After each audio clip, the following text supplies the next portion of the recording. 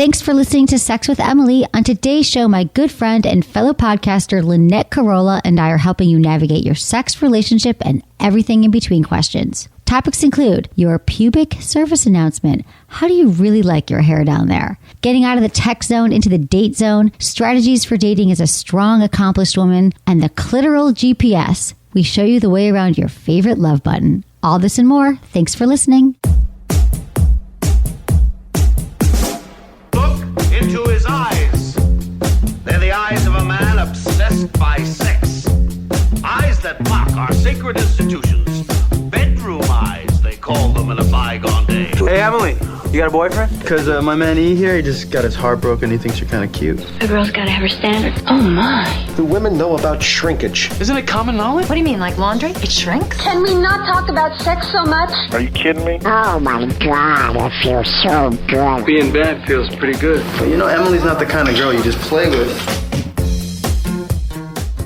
You're listening to Sex with Emily. We're talking about sex, relationships, and everything in between. For more information, go to my website. Check out my incredible blogs. I am so digging my blogs these days. Okay, there's one right now this week I love. It's a pubic service announcement, or a PSA, if you will. And it's all about pubic hair through the ages. I mean, don't you want to know what's happening? Fall fashion's underway. Yes. What's happening in September issue of Vogue? What's happening with your pubic hair? Lynette Carolla is my guest. Yeah. No, you don't have to introduce me right What? now, but Yes, I agree. But I dude, get your carpet emails. change, bikinis and razors, change. embracing the bush, back to bare. The 90s was waxed versus hairy and proud, and then there was the Brazilian debut. And now I think people are doing what they want. What do you think, Lynette? Do you know? I agree. Yeah? Can we get into Just it go. right Let's now? get into it, yeah. Okay. So I have not been waxed until, like, when I first met Adam, my husband, back in 95. There's a place called Pink Cheeks that just kind of opened in the valley. Pink cheeks? Pink Cheeks. Okay. In Van Nuys. And they were known at the time for Pam Anderson made it famous with the whole like Playboy Right. thing. Okay. So back then I did it and it hurt like a bitch. And I was like, fuck that shit. Like, Right. what do I don't have to impress this guy anymore. Right. I'm getting married. Who cares? Right. Now fast forward 20 years. We went on a honeymoon kind of like whatever trip. And I was like, you know what? I'm going to get it. All right. I'm going to get waxed. Who cares? So then I got waxed. I got the whole Brazilian thing. And I thought, wow, it hurts. But then I thought, this is kind of nice. Right. It feels good. And it'll last for a long time. It like does. It's smooth and So everything. smooth. And now I understand what all you bitches are talking about. So then I went back again a couple weeks ago. And she's like, do you want a Brazilian? And I was like, I don't know. What's a Brazilian? And she's like, the whole thing? And, Yeah, and then it's the like thing. embarrassing. Like, yeah, okay, yeah, the whole thing. Why I wouldn't be here if I didn't want the whole thing. Right. Then she's describing what I want as far as like the Do you want the triangle, the landing strip? yeah, what? You're like, just take it all off. But Right, no? I don't want it all. No, Adam would be horrified. Oh, okay. like he'd So be like, these are all the different designs you could have. Oh, is that where you I go? guess so. You Well, can then go to they like should a have that zigzag. in the lobby. A zigzag. I don't know. I'm looking at these pictures on the, it's a personal choice right now. I think it always should be a personal choice. You So should what'd you be. choose? So I said, lady, listen, just keep some stuff there. I don't want to be like a 12-year-old. Right. But don't make me look like Hitler either. That's weird, right? The Hitler thing is that like the little thing. The Hitler mustache. It's I know. weird. It is weird. I'm not judging. Who am I to judge? But Right. I just a little like, Right. I like a little triangle or little triangle, something. yeah, Just exactly. something to show that I am above age. That's all. But That's it's not all. legal. I get it. So you go back and get the. Yeah, and then I go how, and then every I've 6 gone back. weeks? Every 6 weeks. Well, listen, I'm married. What do I care? Right. But if we're going on a vacation or something, or it's our anniversary or birthday or somebody or Christmas, then I'll do it. But yeah, It's a whole thing. I got lasered. yes, me too. But here was the thing. It was like 10 years ago. But I was like, I don't want them to take everything off. Like, do you want it all off? I'm like, no, what if the bush comes back? What if I Yeah. want the triangle? What if I want Right. a zigzag? You What know, if it who makes a knows? yeah. What if I wanted a star? I don't know what I want. So I have most of it gone, but then now it's just in a weird formation that I feel like I still have to half wax it, but then I just don't. So then I shave it all off, which is probably too much. You shave it all off? Well, just because there's still just like a little because left. you're And I'm single. so busy. Yeah, I'm single. I know. You're busy, single. I would too. But here's the problem is that half of it's really smooth. I've never talked about this out loud, so this is you're getting shit out of me. Is that I get stubble now because it's like stubbly. So that I'm on top, I'm doing something, I'm grinding in the coil alignment technique, and it's like I have stubble. That's so what Adam sounds like. It's hurting. No. So now it's like, Yeah. but even if I go back and get the Brazilian, that would still come back and be stubbly. So Right. I don't know what to do. And I actually don't want to look like a prepubescent Right. I can never say that What word. do you do about the Prepubescent stubble thing? child. What do you do? I think it's better to leave a little bit of hair. Yes. And then the other parts, if you leave it in between your legs, like it's not as stubbly maybe because I don't know. This is a new thing. I don't feel like there was an issue before. I don't think it was. God an issue. damn it. You think my No. parents had this issue? No, My mother they did not. Didn't. No. Here's the thing, guys. It's a choice, and if I know a lot of women today who are just letting it go crazy, like the bush. It's all back, and I feel like I'm better off letting mine grow out, and that's actually what I've done. This whole shaving it off was like I think I was going to Hawaii, and I was in a hurry, and I was like I don't have time. And that's when this started. It's very recent, so I think I was better with the kind of oblong shaved tuft than I was with the prickly stubble. Yes. So everyone Business just in do the you. front, Do you. party in the back. Yeah. Okay, so Lynette Carolla is awesome. Thank you. And she's a podcast called For Crying Out Loud,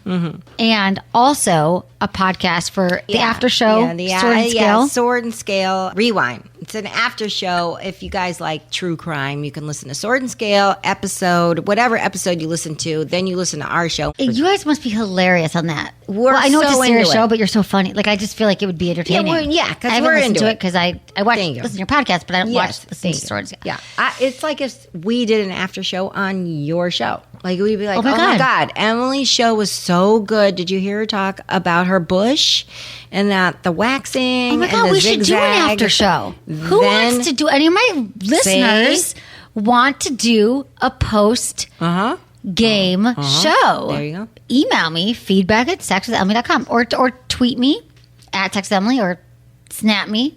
Yeah. It's all at @sexwithemily. That's not a bad idea. Not a bad Because idea. I say It's a lot. great idea. It's a great idea. And I just revealed something, like, for example, about my bush, which was a big moment. Okay, you guys, I have no secrets from you. Also, the other thing I want to mention about is that I have a subscription box.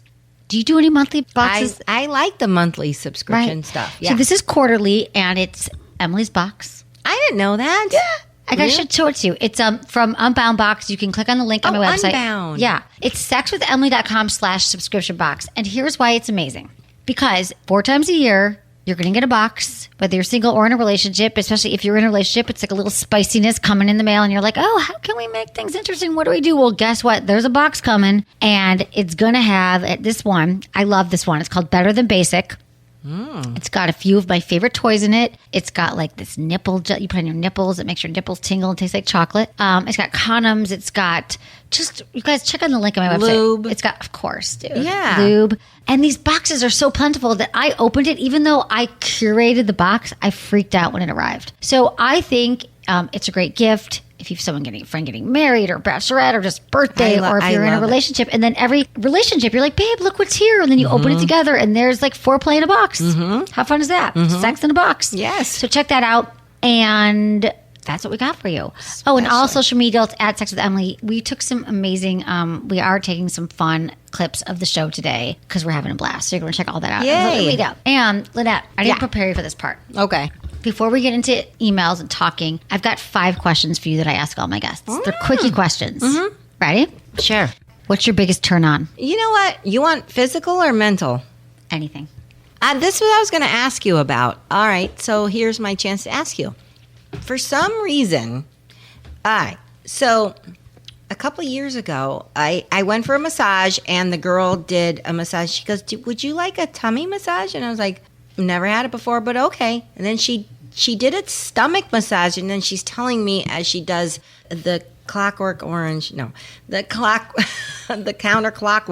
on your stomach in a circle is good for digestive. But all I kept thinking was, oh my God, It was turning me you on? It was like pubic. It was a little lower than your stomach. It was more like your pubic mound. Yeah. Kind of. Yeah. Why? Hot. How? Why? Why did it really turn you on? So then I told Adam, like my husband, when he was giving, Good. like a massage, I Nice. said, can you do it like counterclockwise? Go either way. I don't care. But with the lower belly massage, Yeah. why is that pressure on the lower belly? The pubic mound. Such a turn That's on. That's a really great question. Yeah. It's because here's the thing: is that there are so many nerve endings right there, and it's also like this whole area. So I think a lot of us, if we're lucky, we know your partners or women, you know that you have a clitoris, and we think about this clitoris being this little button, right, that's above the vaginal opening that has 8,000 nerve endings, and it's amazing.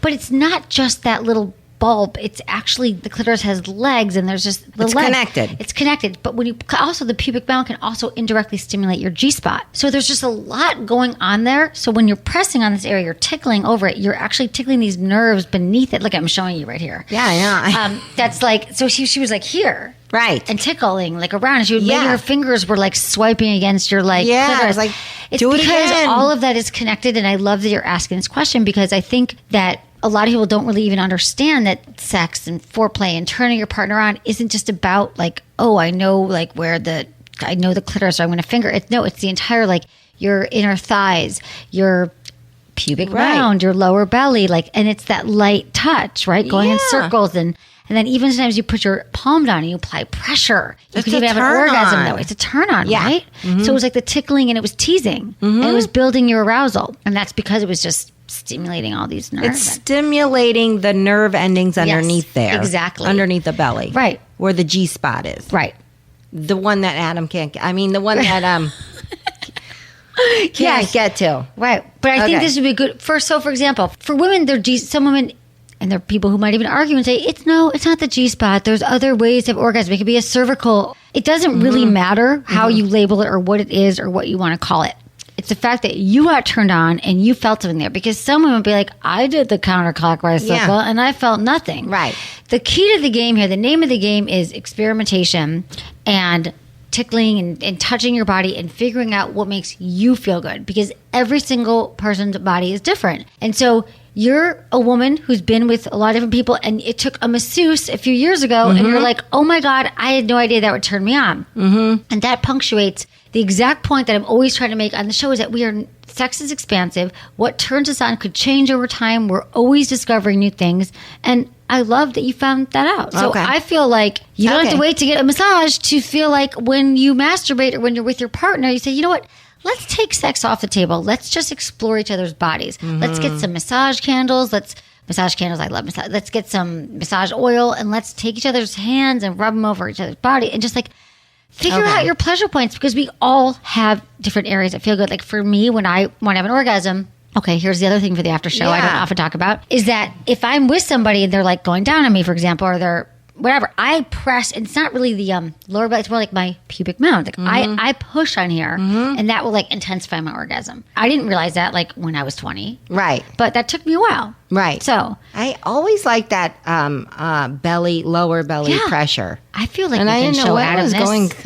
what was going on. Yeah. Okay. Pressure, that's what it is. Okay. It's common, but I think again, it's indirectly stimulating your Okay. G spot, your Yeah. clitoris, whatever. Yeah, because here's the other thing: when you're pressing that area, you press, but you go down. So if I'm pressing it and I push down, it's also the clitoris, the outer, the inner, the Right. labia, all that stuff. Right. It's a good time. Okay. It's a good time. Yeah. So biggest turn on. That's your answer. I would Biggest think so. turn off. Where do I begin? Biggest turn off. Grabbing the head. Oh, the head push. I like to give a blowjob. Don't push my head. Don't push the I was head. already on the way, and guess what? I'm leaving. Yes. Don't push my head. I know. Adam doesn't do that, but I have hope friends not. that have gone on dates and they do they tell me that they do that, and it's I'm like, It's the worst. no. I yeah. thought I'd be banned that on the last ballot initiative or something. Yeah, I think you people should be allowed to should. do it. I know. Yeah, you should. And faking orgasms. Okay, what's the sexiest part of a man's body? Oh my goodness. I like a chest. The chest of Good a man. chest. What's the one thing you wish you could tell your partner about your body's needs? I would say don't give up. Just keep Keep going. trying for the G, because I haven't really had a G-spot orgasm. Oh, we've talked about this like 2 years ago. Yeah. Okay. I haven't had that. We've got more work. Yeah. Craziest place you've gotten busy? In my bedroom when I was a teenager at home. And your parents were there? No, my mom came home. She caught you? Yeah. What happened? She said, because she's an Italian immigrant, she said, Lynette, listen, in the end, he's going to win, you're going to lose. So don't get busy in your room and don't tell your father I saw what I saw. That was it. It's the best story ever. Yeah. Oh, this is a good time. I love this. I love you. It's a great show. Oh, my God. It's so We're just getting started. It. Yeah. Your mom said that. Mm-hmm. Uh-huh. Yeah, in the end, he's going to win and I'm going to lose. Did you lose? You didn't lose. You're a winner. No, You're I'm winning. a winner. I'm winning. Okay, so you said you came armed with questions for me. Yeah. And I'm here for you. Yes. Oh, God. All right. So the lower belly, that had to have a... Oh, G-spot. G-spot. So last time I saw you, or not saw you, but when I first brought you vibrators, I think I gave you a G-spot one, but here's the thing about the G-spot. So tip to find the G-spot, one of the best ways to start is if you're already turned on and if you already have a clitoral orgasm, for example. So you have toys. I gave you a little preview for what's to come in the sex toy closet. Right. I'm going to tell you just for yourself because then you could bring Adam in. You can not. Okay. And when you're aroused, it helps to the whole area, the G-spot becomes more engorged, which is about 2 inches inside. You stick like a finger inside and it's like the come hither motion towards your belly button. And you can feel like a rough patch, kind of like an apricot or something. Yes. It feels different ways. And then you apply like direct pressure to it. And through that motion, you can oftentimes have a G-spot orgasm. However, there's different positions. Like the thing is, for some women, here's one thing I want to say. A lot of it has to do with anatomy and the way you are built. For some women, they've got clitorises on the outside without a clitoral hood, and they can just have orgasms like when they sneeze. And for some women, like every time they have sex, they have a G-spot orgasm. Like it's truly, like some women, all bodies are different. Right. All of our bodies are different. It just means that maybe once you find it, for example, Lynette, then you can move a certain way with Adam, even though you've been having sex with him for 20 some odd years. If you on your own find it, you'd be like, oh, now I know. So using fingers is helpful. There's also some great toys that don't malfunction in your vagina that I can give you. I would say the WeVibe Rave or Nova. The Rave is the best G-spot toy out there. So do you suggest you get the clitoris? Yeah, clitoris. Like excited first, that and helps. then you try and get the and then you can have a blend. Yeah, I would say just knock out a clitoral orgasm because those are they're fun. You're aroused. Use a vibrator. Use your fingers. I'm gonna do this first on my own first. Yeah, that's what I'm saying. And then use lube, of course. And I think it's easier with some of these toys, especially the Rave, which I love by WeVibe. It's just the way it's shaped, the way it works. I mean, you can use it with an app as well. You might want to use it with an app. It's cool because you can on your phone. You don't have to be down there like using the different speeds and pressures and all that. And there's nothing worse when you're about to orgasm and you turn the shit off. Oh yeah, it's the worst. Like, the thing stops. The worst. Oh, when it's dies. That's the worst sex I've ever had. That's my biggest turnoff is when a toy turns off. Oh my God. And also the other thing that's really helped me. Now I've had sex, plenty of sex. What? I never had a G-spot orgasm ever until I started the show 12 years ago. So I never even had one like in my 20s because I didn't know how. So I had to work at it. And I realized for me, the big thing was doing my Kegels. That when those muscles became stronger, because those are the muscles that you like kind of pump. Yeah, I know. I noticed that. Yeah, you're when right. You're about to orgasm. And so for me, when those were stronger, it was like walking around with like I've been doing my abs all month or something. It was like when you want to wear like a crop top when you're. It was that kind of thing. It was like, oh my God, my muscles are turned on, and I was like thinking about sex more and wanting sex more, and then a combination of that and using the toy, I was able to have my first G-spot orgasm, and then blended when you can have both. When you like have it clitoral, have a I didn't want to get greedy, but I was having blended. Yeah. And then I was able to, during intercourse, by squeezing on his penis, like squeezing my Kegels. That's what helped me. Oh, squeezing. So when you first had your internal orgasm, was that on your own? That was my own. There was nobody there. It was not a party. I was alone. It was a party. Then in you my had a pants, party. and I was the only one there. Really? I didn't know that. Okay. Oh, see, another thing for the after show. Will you do my after show? Yeah, But you were hell here, yeah. so we need Okay. someone else to do it. Yeah. Yeah, that was it. And I learned so much. I mean, that's when I started the podcast. I was like, I have a hunch that sex could be a whole lot better than Yeah, this. you're right. And I was Thank like, you. this seems like something worthwhile to study for the rest of my life. Yes. Yeah, you're right. And I don't think I'm done. Like, I still don't think I've had the best sex ever. Yeah. I want to keep going. Okay, Lynette, that was a great question about Thank G-spots you. because I get asked that a lot. And I love that we can like actually have that real conversation right here one on one. And it's a good one. Thank you. You're so welcome. Okay, so we're going to move on to emails. You're going to help me in calls and Yeah. you're going to help me help the people. I love that. I love that you're here. I love it. And thank you everyone for listening to the show and for supporting my sponsors because they help keep the show free. And when you support them, you're supporting the show. And I just love you. We'll be right back.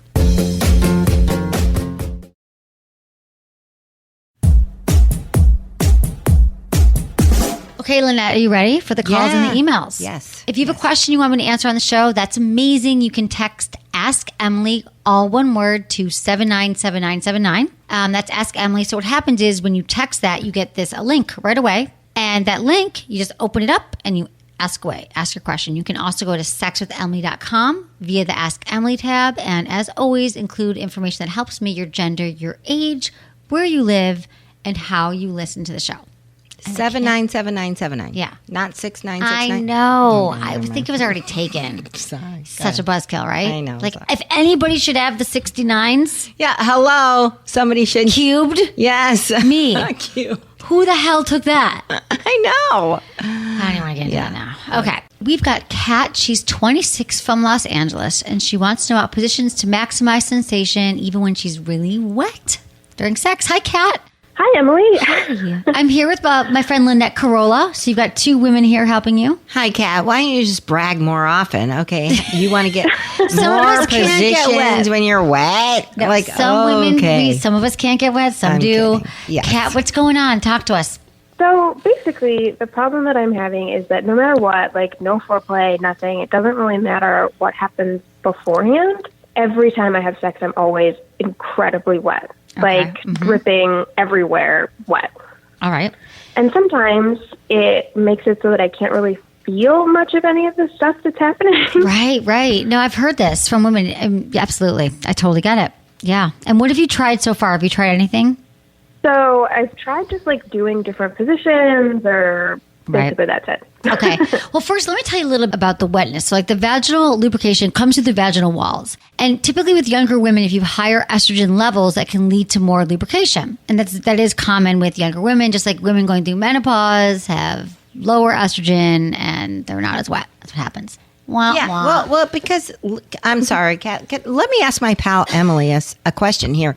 From what I see, a lot of times, and I remember back in my single days, guys would like shove their hand down your pants and go, "Oh, you're so wet," Right. even though they're not very turned on. Right. Guys do say that. And the thing about wetness, or men, or women, your partners, it changes different times of month as well. Even for you, I don't know if you've noticed, Kat, that maybe sometimes it's really wet and other times it's kind of wet. Throughout our cycle, our body changes throughout the month. And so sometimes we're really wet and sometimes just a little less wet. So when guys say you're so turned on, you're so wet, and you're saying that you weren't even wet. Right. And guys would always be like, "Oh, you're so turned on." No, not really. No, and sometimes we can be wet and not turned on, or we can be really turned on and not wet. So it's Right. actually not an indicator of your arousal. But It's a mixed whole nother- message, boys. It is a mixed message. Yeah. Okay, but Kat, here's the thing.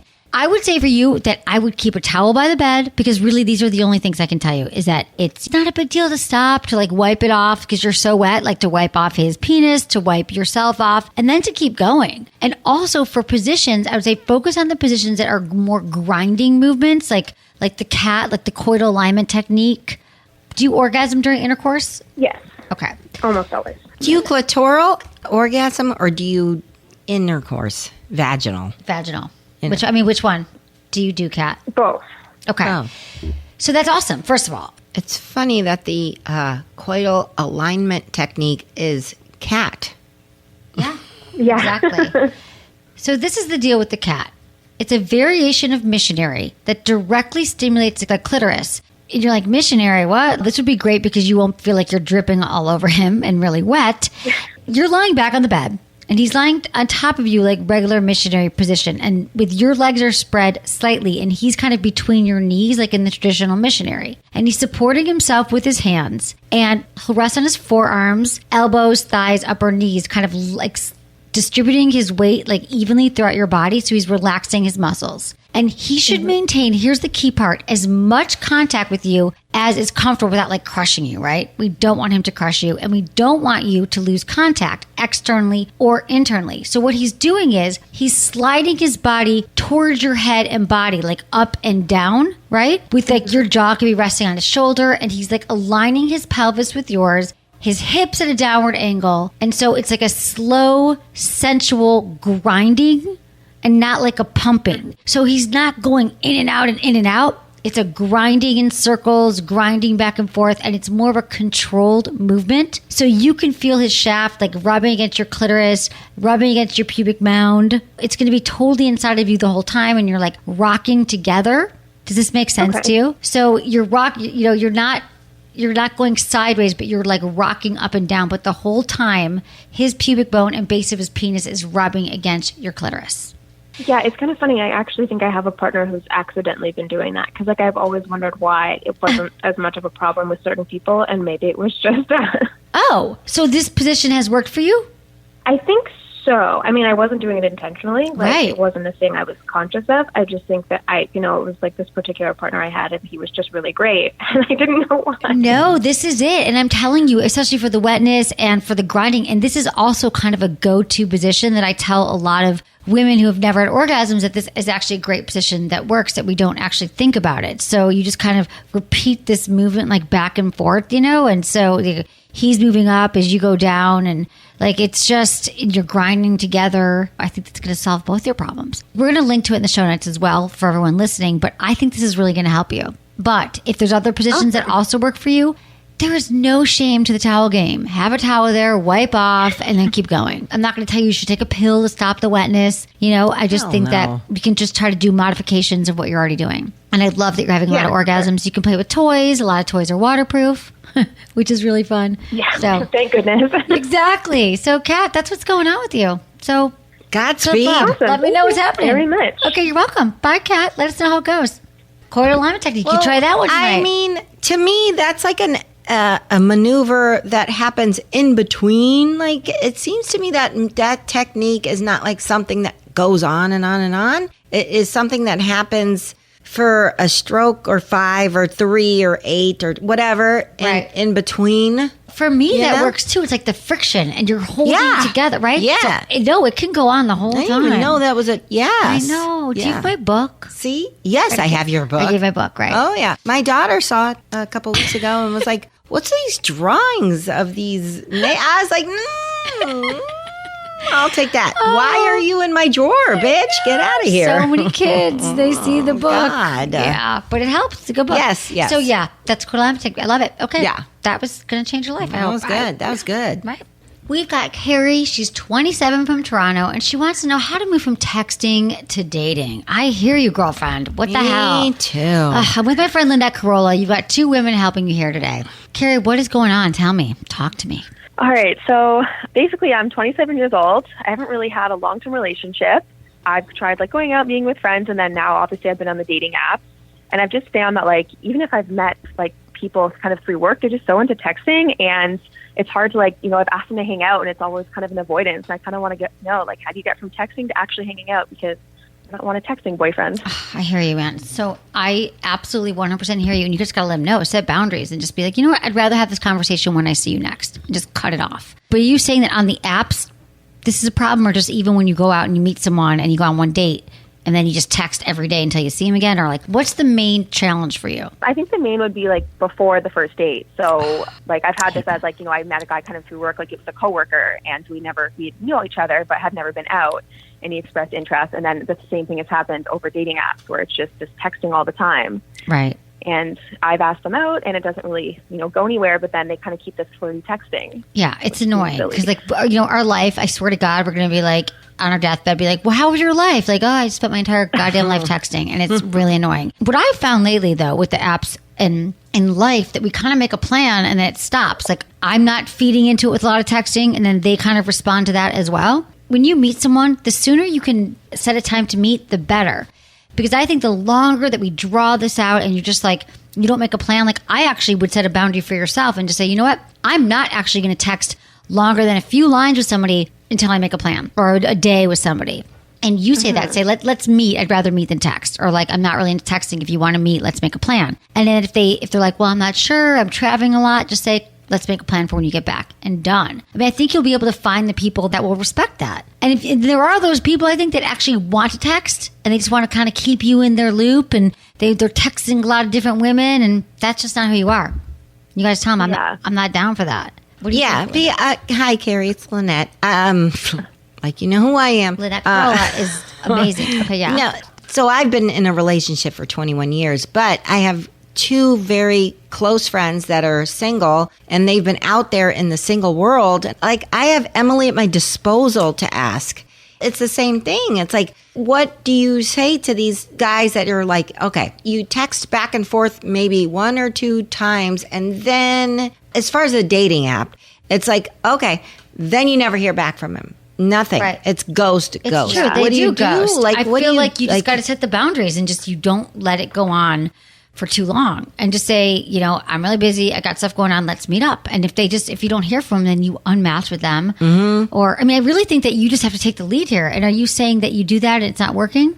Yeah, like there's been times where I've kind of suggested a meet up and it's kind of, never happened. So I guess with those guys, you just need to learn to just, on to the next. On to the next. I was just going to say that, on to the next. It's like everything in life. The quicker you move on from like a guy who just wants to text, or a bad job, or a bad relationship, or whatever it is, the quicker you're going to be able to make changes in your life and find someone who's right. So I say you're doing nothing wrong here, Carrie. Some women love texting. Not you, not me, not Lynette's friends. No. So Carrie, you just set the rules here and you keep going and you'll find the runs. My girlfriend did find a guy. There you go. Yeah. So will you, Carrie. It works. Just do it. Yeah. Just don't engage. Okay. Good luck, Carrie. You got this, girl. Thank you. Bye. Thanks for calling. Emily. Bye, Lynette. Bye. Yeah. My girlfriend finally, after 8 years, she was married. She did not want to get a divorce. They had a baby. The husband wanted to have fun. And she didn't. Like, she was married and ready to have a family and kids. And he was like, I'm out. So now she's thrown back into the single scene, and now 4 to 5 years she had to work on herself. Then after that, she had to get back into the single scene. Now here we are 4 to 5 years later. Finally, she met somebody. She's the one holding it up. And she likes the guy, and it is the real, like, well, what she kind of work him. did she do on herself? She worked on how to be alone and being okay with that. Yeah. Like, you know what? Until you can really be okay with being alone and maybe being lonely and taking the time to figure yourself out, I think you're really not going to find somebody. No, you're not. If you go from one to the next, especially after like a heartbreak or divorce. Yeah. But any time in life. Back to the texting thing real quick, though, is that it's just it's a pain in the ass. And I'm on my phone all the time anyway. Literally, it makes me crazy. And I'm just like, can we make a plan? If not, I unmatch you. Yeah, she has to unmatch. If you can't make a plan, goodbye. She was doing that. And then finally, this one guy was like, can you make a plan? And he was like a baller from New York. Like, she liked this guy. Good. He took her by surprise. Right. And, and now I don't want to jinx it, but they've been seeing each other for like a month. Oh, good. Which is a lot. I know it doesn't sound much, but no, for but her, for her, it's a long time. Yeah. Hey, you guys, just keep going after what you want. Don't stick in a relationship that we all know the answers. Trust your gut. Yes. Hi, Emily. I'm a new listener and absolutely love your show. I've learned a lot about sex since finding your show, and I'm excited to keep listening. You address a lot of topics I've always wondered about and been too afraid to ask about. I'm a 21-year-old female, and I text for the first time earlier this year. I grew up in a conservative household, and we didn't really talk about sex ever. Our sex ed in school was talking about women's self-confidence and dignity, nothing about actually having sex. I'm not seeing or sleeping with anyone now, but I'm masturbating. However, my lack of experience is frustrating. I have a hard time finding my clitoris when I'm masturbating with and without a toy and getting anything other than a meh experience. Do you have any advice for a beginner like me for finding my clitoris or G-spot and getting to an orgasm? Thanks, Molly, 21, Dallas. Well, we already helped her with the G-spot. That was, I'm Molly, 21 from Dallas. That's me. For real. It's every woman. It's every woman. Exactly. Molly, I was you. I did not have an orgasm until, we were both you, Molly. We were both you. We're still you. My God. We are one. It never ends, too. It never friggin' ends. Okay, so let's talk about first Yeah. what the clitoris is. And I want to address this. I'm sorry that you're getting frustrated a little bit here, Molly, because let me tell you something. Sex education is abysmal, especially in the United States. We get nothing at all. And if we do, like, I'm glad that you said that they talked about self-confidence in your school, because mostly they try to scare you and it's like fear-based and you're going to get an STD and you're going to get pregnant, so just don't have sex. Absolutely. So the fact they talked to you about being confident is great. That's like ahead of anyone else. But what they didn't tell you about was pleasure and understanding your body and figuring out what makes you feel good. And it sounds like you learned a lot of that from the show, that you know that that's the first step. You're 1,000% right, by the way. They never point out the pleasure. Ever. They only point out, like, what are you going to get? What kind of STD are you going to get? What are you going to get pregnant? Yeah. Except for in the Netherlands, I got to say, it's really interesting if you study sex education over there. Like, they talk about pleasure and they talk about prevention and they talk about STDs. But they say, like, you know what? It's your body. You know, here's what you do. And it's about pleasure and masturbation. But here, if you talk about masturbation in schools, like, parents will lose their mind. Right. So we don't live that. We live in America. So let's talk about the clitoris. What is it? So it's an erogenous organ that plays a key role in your sexual response, but it can be so hard to find. Yeah. It's a complex structure. It's different on every woman. We think it's just this little bulb. For some women, it's more retracted. So like it's underneath, buried beneath the clitoral hood, and you actually have to be aroused for it to come out and like say hello. And for some women, it's just out all the time. So you got to just like take a look for it. It's like a little pearl or a pea, like on top of the vagina. A vulva, but again, unless you're aroused, it can be very hard to find. And the internal structure of it is the legs. Did you know about the clitoral legs that are like behind your labia? Like that whole area. So we talked about like the pubic mound and pushing on there. Right. Sometimes the labia, like tickling, like that whole area. That feels so underneath. good too. Yeah. Soft touches. Oh, yeah. Because it's all the clitoris. Yes. Right? Yeah. So, that's besides connected. it, internal, external, like I said, there's a clitoral hood, which is kind of like the foreskin. When it's aroused, it retracts and you can find it. And what I would recommend for you, Molly, is to sit in front of a mirror, lie back on your bed. I mean, I so wish I did this at 21. Me take too. like the mirror, take the light from your cell phone or something. Yeah, see, they're lucky. And look at it. Like, Yeah. look at it. Like, your clitoris is at like 12 o'clock, okay? Like, the opening of the vagina is 6 o'clock. So your clitoris is 12, opening of vagina, 6 o'clock. I think lube is great. Use a little bit of lube. You might not be aroused yet. And start to like stroke the top, like in a circular motion or back and forth, circular, up and down. Start teasing yourself and just start like practicing with what really makes you feel good, because we're all really different about what would turn us on. But those moves have proven to be very popular for women. But the other thing is, if you're going in with this mindset that you're frustrated, Molly, and that you've been trying and that you can't believe you haven't found it yet, this is going to do nothing for you. So I'd also like you to take some time and just kind of touch your entire body and think about like things that turn you on. Like, what makes you feel good? Is there any like erotica that you've read, or like a sexual experience, or someone that you fantasize about, or do you even know what your fantasies are? Watch porn. And that will get you in the mindset, because when our mind's on board for sex, like our body will follow. And then you'll be like, oh, that was really hot. And then you'll start to feel like your body like reacting to that. Like you'll start to feel maybe your clitoris and everything will tense up. But you'll start to like, and then just breathe through your body. So it's not just about touch. It's about like getting everything on board. Yes, I agree. Can I ask, what Please. about the Ohm method? Have Right. you heard about that? I have done it. What, I've heard about it on your show. Right. And then I've read about it recently. And it's a method where they, They'd stroke your clitoris for 15 minutes. It seems so unlike sexy, though. Right. The way it happens. Well, okay. I get it. It's a good idea, but I'm the down for direction- anyone like focusing on the clitoris and trying to figure out how it works and what turns you on. Right. And the thing about oming, so it's a method that started, it's called orgasmic meditation, and it started in San Francisco by this woman named Nicole Daedone. God, like maybe when I started, 2005, 2004. And they were actually in some of my first shows because they called them orgasmic monks, and they were all living in a house in San Francisco together. And like the bell would ring every hour, and you had to grab your partner. And it was a partnered practice with men and women, where the man would literally, she would lay down, and he would massage her clitoris in a very, very specific way, where they're kind of breaking down the clitoris into regions. Kind of like 12 o'clock, 6 o'clock on your clitoris, though. And I'm like, oh my God, there's like quadrants. It's actually quadrants. Okay. Like there's 4 quadrants of the clitoris. And I'm like, oh my God, I'm just like if someone can find the clitoris and you're breaking the quadrants. Yeah.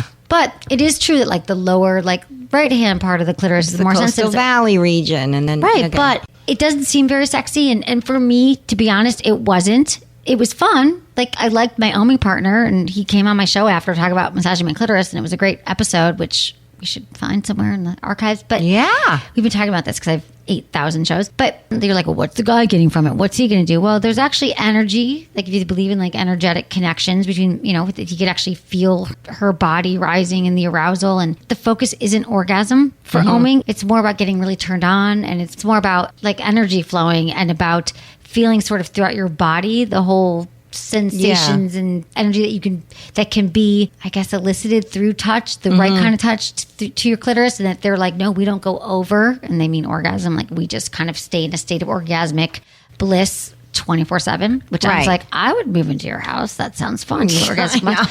But I was super busy at the time. So that's kind of what it is. And a lot of people I know, the couples, they can go, they can train. Like, I think that's what you got to do with Adam. To train him? I don't know. I mean, you might get into it. It's kind of mechanical. Yes. In a good way? Yes, I agree. But the other thing is that I have boy-girl twins that are age 11, 12, They're going adorable. on 18. Yeah. And what do I do to them who, they instant satisfaction. They're going to be able... I would say my daughter more than my son, because my son's he's looking at like basketball and like stats and football and fantasy football. Right. My daughter, though, instant gratification in this new age of pornography where they can instantly they can jack off and come in 2 seconds and be done. What do I you want to do? be How do you open to them. I want to tell them, like, look, I know what's going on. Okay, I know. Listen, I know what's going on.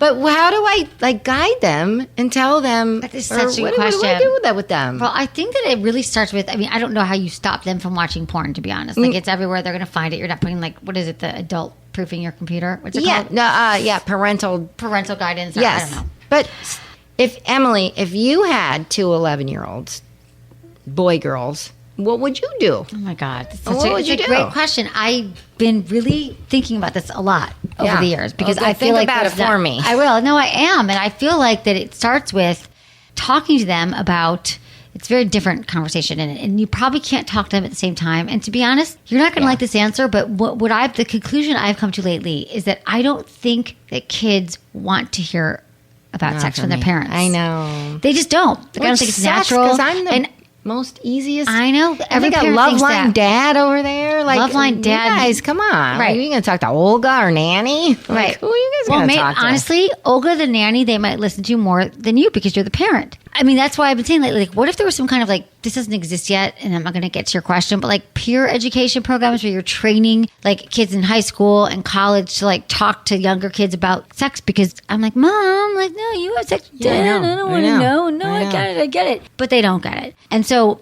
I feel like I wish that I had a great idea for, like, a great book or a great place to tell you. In fact, people keep snapping me and emailing me and asking me these questions about the best place to go to teach children right now. And Scarletine is a website that's been around since I started. Scarletine? Scarletine. Yeah, it's like, I don't know if it's still a great site for people to go to. That's what I've often told parents and kids to go to Scarletine. Also, there's a website that's new called, and I don't know what age it's targeted towards, but OMG Yes. Yeah, I have that on my computer. You do? Yeah, I downloaded it. I love it. Did you pay the membership? Yes, I did.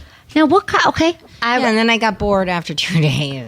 Well, because the thing about that is I think that's like literally it teaches you about your body. Yeah. And the clitoris Right. and stroking. I love that you did that. Yeah. So, yeah. for your kids, it's like.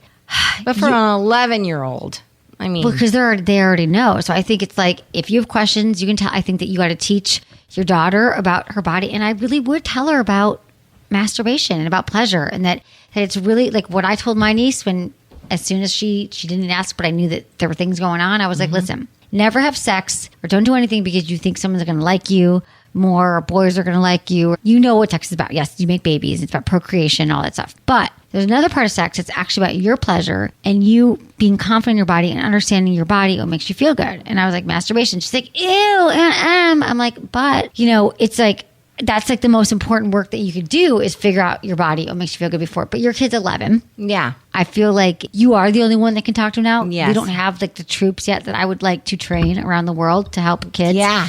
Here's the other thing. We think that we tell people things once, parents, friends, spouses, and they're going to get it. Like, well, I told him last year to touch my clitoris slowly. I told him last year I wanted more oral sex. I told him. Right. Think about how long it takes to change behavior. Like anytime you've changed anything in your life, right? You've had to like work at it. You have to hear it. You have to study, listen, right? So it doesn't change over time. So if you think you've already had the sex conversation with your kids, I would say the more you bring it up, perhaps, the more comfortable they get that it's like talking about the fact that they should stop eating sugar and that they should eat more broccoli or they should, get exercise, why that's important, or be nicer to friends. That if sex becomes part of the discussion that you have in your family and Adam's on board and it's natural because it's everywhere right now. So maybe I'm just thinking about like if you guys are like united on it, it's not weird, it's not awkward, it's not uncomfortable, but you're like, no, for real, we're going to keep talking about it. You can run in your room and play fantasy football and you can go talk Snapchat with your friends, your daughter, but we're going to continue to talk about it. Like I'm going to tell you like your body, what feels good. Like porn is no way to learn about sex. There's nothing wrong with porn. It might get you off, but technically what you're seeing there, he's nowhere near a clitoris. There's no way she's having a real orgasm. I mean, I almost feel like the more we talk about it, then maybe it just becomes normalized. So that's my new answer. Thank you. Because until I can like make some kind of app or solution to train people, I don't do that, please. I will. Okay. It's on my list. Hi, Emily. I love your advice. I'm a young professional physician and I make a very good living salary-wise. I'm recently back in the dating pool after a 2-year relationship went south. On first dates, I'm finding that guys are bringing up the what do you do question somewhat innocently. However, when they find out what I do, she's a doctor, their eyes get wide and it leaves something like, you got the check, right? Or something rude. I rarely get second dates and then I find out I'm intimidating. I don't want to end up single at 40, but it's so frustrating. I also don't want to end up a sugar mama. How do I weed out these losers and find a real guy? I'm new in town, so I can't really lean on my friends for quality men. Thank you, Nina, 28, Naples, Florida. Wow, Naples has been hit, though. I was just going to say. I know. I hope you're starting to recover right now know. post-hurricane. And this might even change your dating experience because volunteering could be a good way to bring the community together now. And what's wrong with being a sugar mama? Well, she doesn't. Well, just like a guy doesn't want to be a sugar daddy. I mean, some do. Okay. But she doesn't. I wouldn't mind. All right. I mean, right. But that's where we're at now. Now I'm like, I don't even know. I'm different than I was at 28. Yeah, I know. Okay. So that's a good question. That guy who made that comment is an asshole. Mm-hmm. Because if a guy said to me, well, you get the check. Well, maybe, again, some women, I never talk like that on my show, but I don't typically criticize people in that way. But to me, that's douchey. It's okay. But have you figured out, I'm curious, Nina, like what you really, really want in a man, and from not only from a man, but what do you want from a relationship? So here's the interesting paradigm right now, and this is the other thing to be talking to your kids about, is that it's not the way it was when we grew up, that we don't, like, men and women are equal, and we don't need a man to like take care of us and support us and pay our rent and do all these things. It's more like we want to like have kids perhaps, or we want someone that we love and hang out with and we like doing some of the same things or whatever it is. I don't have the answer for you, Nina, but I think it'd be interesting to think about how would a man enhance my life right now? How would a relationship change where I'm at in my life right now and make it better? And when you think of it that way, like you really close your eyes, you're like, what does the perfect relationship look like? Like, where am I living? What am I doing? What are he and I doing together? That might change the way you act on a date. Because what I'm thinking is, it's true, like maybe guys are intimidated. You're a doctor. Doctors can be intimidating across the board, right? I mean, that's true. Right. And I understand that, like a doctor, just in any way, you're like, oh, you're a doctor? Like that happens, right? Mm-hmm. So I get that. You're a doctor, so I understand that. But also, I feel like we all want to feel needed. And if you might be presenting yourself in ways, if you actually have been told that you're intimidating, that leaves a guy thinking, I'm not really sure where you need me right now. Like, I'm not really sure how I would enhance your life because you've got a job, you pay your rent, you're beautiful, you're smart. And even though things have changed and men and women are very different, we still all want to feel needed and play a role. So maybe there's a way of just, I don't know. Well, I mean, that's definitely a good point to bring up and definitely a good conversation to have, especially if you have kids, because I have a daughter who I want to be strong and I don't want her to have to rely on dudes or whatever. But then there's a fine line because I don't want her to like be alone like me in her 40s. I get it now. It was my choice.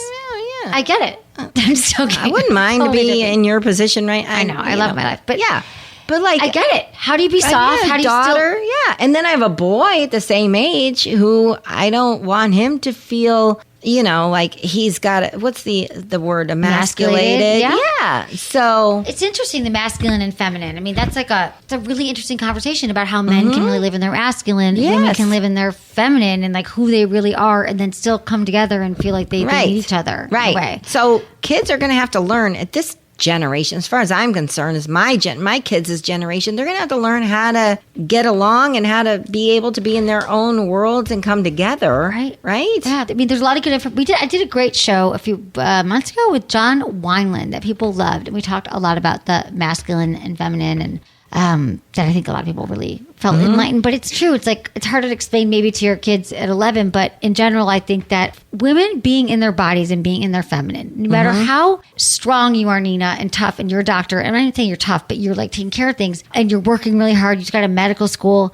How much are you like in your body and like in touch with like who you are, Nina, and what makes you feel good? Like taking dance class or taking movement or meditation or like just like being connected. I feel like a lot of us live in our heads. I'm speaking for myself. In many ways, I am very like masculine, and they're like, I have a company, I have a business. I've been all about like making it and supporting myself, and that there could be a part that maybe isn't as feminine, even though I'm sitting here talking about sex all day long. I had to learn to like slow things down on dates and not be like I'm trying to prove myself or whatever it is. None of this is conscious, but just even being conscious of how I move in the world and my body, and slowing things down and being in my feminine, my goddess energy, if you will. So that's a whole nother practice. Yeah. But it's really important. Well, I mean, maybe it's something for parents to think about how to train their kids to start thinking. Yeah. Because one thing I'm struggling with, and this has nothing to do with sex, Fine, in a nutshell, is my kids are no academics. They're not,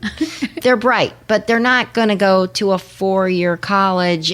This whole thing of going to school for 4 years, getting your master's degree or getting your bachelor's degree, and then going and getting a job and getting your 401k and then retiring at 55. To me, that's kind of out the window. This whole world is changing, and for me to not be able to teach my kids how to learn about the technology industry and learn how to maybe even invest, take that money that I save for them to go to college and take that money and invest in like 10 to 15 startups. Yeah.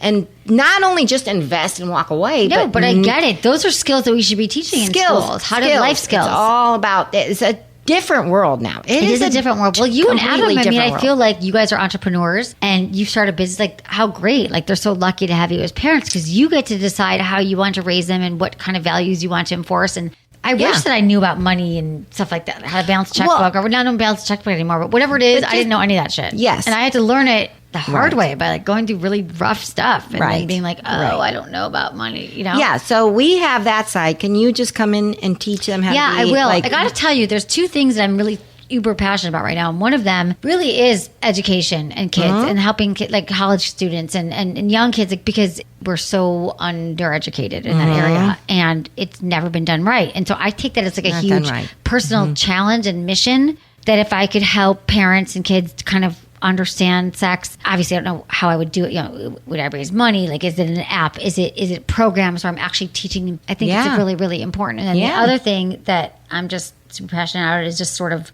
I feel like a lot of us are sort of in our heads, attached to our phones, myself included, you guys. That's why I can never do anything that I'm not super passionate about it, and I want to help myself, but we're disconnected from our bodies. So a lot of people who call into the show or email and they're having problems and they're not thinking about, they're just like getting off really quickly online, they're jacking off and they have the orgasm and then they're like ordering pizza. We're so not connected to our bodies. And that sounds very like, because we're so fat, we're doing all these other things, but the more that you stop and you breathe into your body and you learn to like connect again, like I think we're just like dead. It's like neck up. Like we're in our brains and then there's our bodies happening. And for a lot of women that I hear from, they're like, I don't feel anything, or I don't feel aroused, I don't feel turned on. It's because you're not connected. So breathe into that area and feel it. And so if I could find a way to connect everything that I'm doing, like the mind-body connection with sex, in a way that isn't too like woo-woo, and people are like, oh, I gotta go buy some crystals. And no, I agree. So that's kind of where I'm at. All right. It's exhausting, but I really want to help everyone. Let's help them out. Okay. Well, that's what's going on. How can everyone find you, Lynette? You can find me at Lynette Carolla at LynetteCarolla at Twitter, Facebook. I'm at Lynette Carolla at all across the board. And For Crying Out Loud. And For Crying Out Loud. And Sword and Scale Rewind. And Mangria. Yes, Mangria. Corolla and drinks, Corolla drinks. which are delish. Yeah, IPA, beer, which is out now. I want your beer. I have beer. I brought it for you. Oh my God. Okay, so we're going to put all that on our website as well. But follow Lynette. She's awesome and beautiful and smart and hot. Check out our videos from the show because it was awesome. Thank you so much for being here. I had a blast. And thank you to all my listeners. Thank you to my amazing team, Ken, Jamie, intern Shannon, producer Lark, and Michael. You guys are all awesome. Thank you so much for listening to the show. Follow me everywhere, Facebook, Twitter, Instagram, Snapchat. It's all at Sex with Emily. And was it good for you? Email me, feedback@sexwithemily.com.